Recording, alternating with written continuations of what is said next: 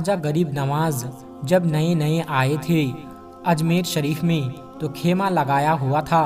خواجہ غریب نواز کا خیمے میں خواجہ غریب نواز عصر سے لے کر مغرب کے وقت تک روتے رہتے تھے۔ ایک نوجوان اجمیر سے باہر گیا ہوا تھا پڑھنے کے لیے۔ کچھ عرصے بعد وہ واپس آیا اور اس خیمے کے قریب سے گزر ہوا اور وہ وہاں سے گزرا تو رونے کی آواز آئی۔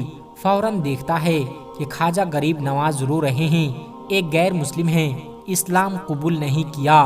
فوراً وہ ہندو لڑکا گھر جاتا ہے، اپنی ماں سے پوچھتا ہے کہ ماں، یہ مسلمانوں کا گرو کیوں روتا ہے؟ مسلمانوں کا بابا کیوں روتا ہے؟ میں ہر روز گزرتا ہوں، عصر سے لے کر مغرب کے وقت تک یہ روتے رہتا ہے۔ پھر اس کی ماں نے کہا، جاؤ اسی سے پوچھ لو۔ وہ نوجوان خواجہ غریب نواز کے خیمے کے اندر آیا۔ بابا، میں ہر روز گزرتا ہوں، عصر سے لے کر مغرب کے وقت میں یہ روتا ہے۔ پھر اس کی ماں نے کہا، جاؤ اسی سے پوچھ لو۔ وہ نوجوان خواجہ غریب نواز کے خیمے کے اندر آیا۔ بابا، میں ہر روز یہاں سے گزرتا ہوں، آپ کے رونے کی آواز آتی ہے، بتائیے آپ کیوں روتے ہیں؟ خواجہ غریب نواز نے کہا کہ تم جاننا چاہتے ہو کہ میں کیوں روتا ہوں؟ میں نے ایک مدت اپنے مرشد کے ساتھ گزاری ہے، مرشد کی خدمت میں گزاری ہے، مجھے اپنے پیر کی یاد رلاتی ہے۔ میں عصر سے مغرب کے وقت تک اپنے مرشد کی یاد میں روتا رہتا ہوں۔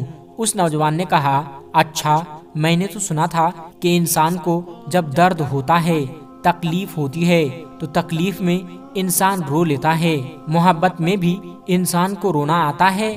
کہا، ہاں ہاں اے نوجوان، انسان محبت میں بھی روتا ہے۔ تو اس نے کہا، تو پھر مجھے بھی رونا ہے، میں بھی رونا چاہتا ہوں، مجھے بھی رونا سکھا دیجئے۔ کہا، تو رونا چاہتا ہے؟ تو اس نے کہا، ہاں میں بھی رونا چاہتا ہوں۔ کہا، ٹھیک ہے، دو شرطیں ہیں، مسلمان ہو جا اور میرا مرید ہو جا۔ اس نے کہا، میں ماں سے اجازت طلب کروں گا۔ ماں کے پاس گیا اجازت لینے کے لیے۔ ماں نے کہا، تو ضدی ہے، جو تو ارادہ کر لیتا ہے تو وہ پورا کرتا ہے، جا جو کرنا چاہتا ہے وہ کر لے۔ خواجہ غریب نواز کی بارگاہ میں حاضر ہوتا ہے، عرض کرتا ہے، یا بابا، میں بھی مسلمان ہونا چاہتا ہوں، مجھے اپنا مرید بنا لیجئے۔ خواجہ غریب نواز نے مرید اسے کر لیا، خواجہ غریب نواز کا مرید ہو گیا۔ اب خواجہ غریب نواز نے کہا، اب سارا وقت میرے ساتھ گزرے گا، ناشتے کے وقت خواجہ غریب نواز کے ساتھ، سحری کے وقت خواجہ غریب نواز کے ساتھ، سحر کے وقت خواجہ غریب نواز کے ساتھ، پورا دن اسے خواجہ غریب نواز کے قرب کی کچھ ایسی عادت ہو گئی۔ خواجہ غریب نواز کا دیوانہ ہو گیا، ان کا عاشق ہو گیا۔ کچھ عرصہ گزرا، خواجہ غریب نواز نے فرمایا، اب تیرے لیے 3 دن کی چھٹیاں ہیں، 3 دن کے لیے چلا جا۔ اس نے کہا، کوئی مسئلہ نہیں، ٹھیک ہے، 3 دن کے لیے چلا جاتا ہوں۔ اب جب 3 دن کے لیے گھر گیا، کہا، 3 دن کے لیے تو مجھ سے ملاقات نہیں کر سکتا۔ اس نے کہا، ٹھیک ہے، نہیں ملوں گا۔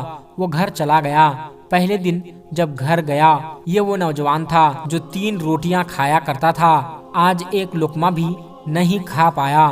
اسے کچھ ہو گیا، کہہ رہا ہے کہ مجھے کچھ اکیلا سا محسوس ہو رہا ہے، میرے دل میں کمی سی محسوس ہو رہی ہے۔ یوں وقت گزرتا گیا۔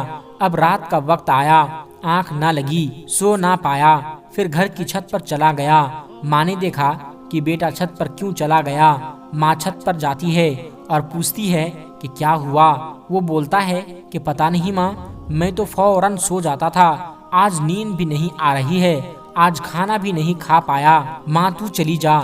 ماں چلی جاتی ہے اور یوں جب سحری کا وقت ہوتا ہے اس کی آنکھوں سے اشکوں کی برسات ہو جاتی ہے۔ وہ رو رہا ہے، اس پر رقت طاری ہے۔ ماں آتی ہے، پوچھتی ہے کہ بیٹے کیا ہوا؟ کہا، ماں مجھے پیار ہو گیا ہے، ماں مجھے محبت ہو گئی ہے، ماں مجھے عشق ہو گیا ہے۔ ماں تو جا غریب نواز کے پاس اور کہا کہ آپ مجھے بلا لو، اب مجھ سے جدائی برداشت نہیں ہوتی، اب مرشد کی جدائی برداشت نہیں ہوتی۔ ماں فوراً خواجہ غریب نواز کی بارگاہ میں حاضر ہوتی ہے اور کہتی ہے کہ اے مسلمان کے بابا، تم نے میرے بیٹے کو کیا کر دیا؟ تمہارا تعلق نہیں سمجھ پاتی، تمہارا رشتہ نہیں سمجھ پاتی، لیکن وہ تو رو رہا ہے، اسے واپس بلا لو۔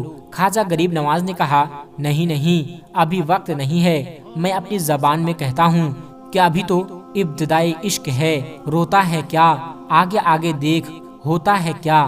تیری تمنا تھی، تیری خواہش تھی کہ محبت میں رونے کی عادت ہو جائے، ابھی تو ابتدا ہے۔ ماں کو واپس بھیج دیا، کہا واپس چلی جا، اسے کہہ دے کہ ابھی اجازت نہیں ہے، ابھی تو ابتدا ہے۔ ماں کو واپس بھیج دیا، کہا واپس چلی جا، اسے کہہ دے کہ ابھی اجازت نہیں ہے۔ وہ واپس چلی جاتی ہے، بیٹے کو بتاتی ہے کہ اے میرے بیٹے، وہ تو اجازت نہیں دے رہا ہے۔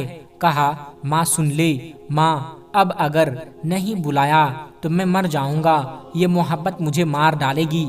ماں اگر مجھے زندہ دیکھنا چاہتی ہو تو میرے مرشد کو راضی کر لے، ان کو بتا دے کہ اب یہ جدائی برداشت نہیں کر سکتا۔ ماں فوراً غریب نواز کی بارگاہ میں حاضر ہوتی ہے۔ کہا اے غریب نواز، کرم فرمائیے، مجھ ماں کی تمنا ہے، یہ ماں کی آرزو ہے، وہ مر جائے گا۔ کہا ماں کی تمنا ہے، تیری بات مانتا ہوں، جاؤ اسے واپس بھیج دے۔ وہ فوراً بھاگتا ہوا خواجہ کی بارگاہ میں حاضر ہوتا ہے۔ اس وقت تک خواجہ اپنے مریدوں کو درس دے رہے ہیں، ایک مجمع لگا ہوا ہے، وہ مریدوں کو درس دے رہے ہیں۔ فوراً خواجہ غریب نواز کے دروازے پر کھڑا ہوتا ہے، اور پھر مرید یہ منظر دیکھ رہے ہیں۔ خواجہ غریب نواز کو دیکھتا ہے، خواجہ غریب نواز اسے دیکھتے ہیں۔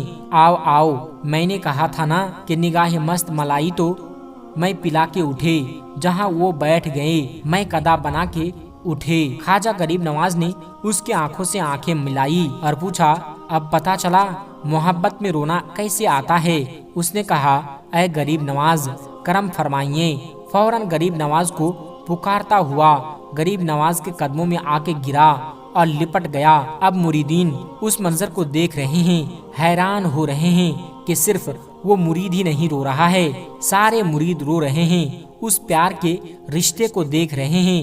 اور پھر ایک عجیب و غریب منظر، خواجہ غریب نواز نے کہا آج رات تو نے کھانا کھایا؟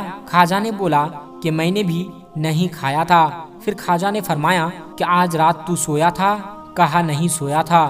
کہا آج مجھے بھی نیند نہیں آئی، خواجہ کو بھی نیند نہیں آئی۔ یہ منظر سب مرید دیکھ رہے ہیں، وہ مرید بھی رو رہا ہے اور خواجہ غریب نواز کی آنکھوں میں بھی آنسوؤں کی برسات جاری ہے۔ میری داستان حسرت وہ سنا سنا کے روئے، میری داستان حسرت وہ سنا سنا کے روئے، میرے آزمانے والے مجھے آزما کے روئے۔ کوئی ایسا اہل دل ہو کہ فسانہ محبت میں اسے سنا کے روؤں، وہ مجھے سنا کے روئے۔ پیارے دوستو، خواجہ غریب نواز کے لیے اس ویڈیو کو لائک کریں، اس ویڈیو کو جتنا ہو سکے اتنا شیئر کریں۔ اس ویڈیو کو دیکھنے کے لیے آپ سبھی کا بہت بہت شکریہ۔ اس ویڈیو کو آپ اپنی قریبی لوگوں میں ضرور شیئر کریں۔ میں ملتا ہوں آپ کو پھر ایک نئی ویڈیو کے ساتھ، تب تک کے لیے السلام علیکم ورحمۃ اللہ وبرکاتہ۔